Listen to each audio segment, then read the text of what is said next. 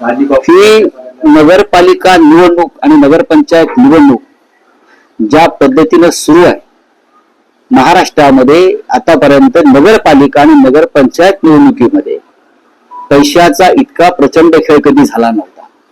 मुळात नगरपालिका नगरपंचायत निवडणुका या राज्याचे मुख्यमंत्री किंवा सरकार कधी लढवतच नव्हते, ते स्थानिक पातळीवरच लोक लढत राहिले। आता मी पाहिलं की 5-5, 6-6 हेलिकॉप्टर्स नगरपालिका आणि नगरपंचायत निवडणुकांसाठी सत्तेतले 3 पक्ष आहेत, त्यांनी 5-5, 6-6 हेलिकॉप्टर्स, खाजगी विमानं, हे कधी नगरपालिका नगरपंचायत निवडणुकीत झालं नव्हतं। अशा पद्धतीने एका नगरपालिकेसाठी 15-15, 20-20 कोटी रुपयाचं बजेट आहे। ही 3 पक्षातली स्पर्धा आहे सत्तेतल्या। आतापर्यंत आम्ही निवडणुका लढलो, पण आम्ही ह्या निवडणुका आमच्या स्थानिक कार्यकर्त्यांवर सोडल्या, आताही तशाच सोडलेल्या। तुम्ही पाहिलं असेल की शिवसेनेकडून लोक म्हणतात विरोधक निस्तेज आहेत या निवडणुकीत। नाही, विरोधक निवडणुकीमध्ये आहेत, पण अशा पद्धतीने निवडणुका आम्ही कधी लढल्या नाही।